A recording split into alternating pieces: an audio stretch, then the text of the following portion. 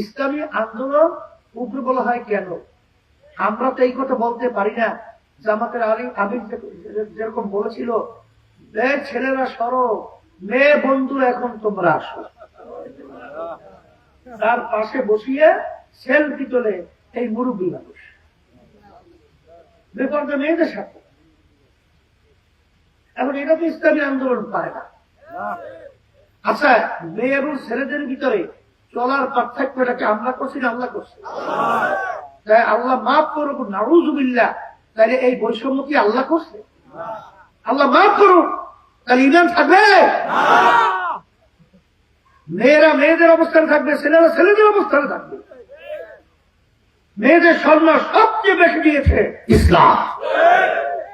এই জন্য আমি বলবো যে এই ধরনের আচরণটা আমরা করতে পারি না। আমি আমার ভাইদেরকে বলবো, আপনার হাতীবান্ধা এবং এই পাটগ্রাম আমাদের যে প্রার্থী দেওয়া হয়েছে, সেই প্রার্থী আপনারা চেনেন, জানেন, শোনেন। আপনাদের প্রিয় মানুষ মুফতি ফজলুল করিম সাদিয়া, আমরা তাকে দিয়েছি। যদি আজকে আমরা এই পট পরিবর্তন করতে পারি, আমার মন বলছে অল্প দিনের ব্যবধানে আল্লাহ রহমতে আপনাদের ভাগ্যর পরিবর্তন আল্লাহ রহমতে করবে, আপনাদের মুখে হাসি ফুটবে। এবং সাথে সাথে আজকে যে ইসলামের নামে যে মিথ্যাচার যেভাবে চলছে, আল্লাহ রাসূল সাল্লাল্লাহু আলাইহি ওয়াসাল্লাম ছিলেন মিথ্যাকে দূর করার জন্য, ন্যায়কে প্রতিষ্ঠিত করার জন্য।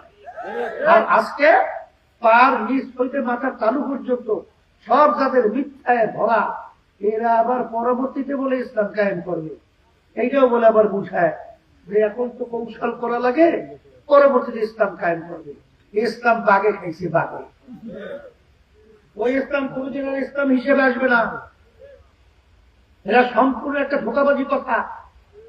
আর শরিয়ত কি বলে, ইসলাম কি বলে, বাস্তবে যেটা আমরা সেটাই বলবো। পরবর্তীতে ভিতরে কি আছে আল্লাহ জানে, কথা ঠিক কিনা?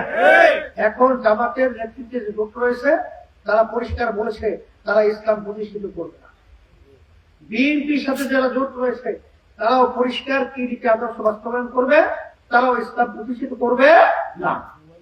আর ইসলামী আন্দোলন বাংলাদেশ আমরা যে ঘোষণা করেছিলাম ইসলামের পক্ষে একটা বাক্স, সেই একটা বাক্স নিয়েই আপনাদের কাছে আমি ছুটে এসেছি। এই ইসলামের পক্ষের বাক্স হাত পাকা প্রতীকের বাক্স।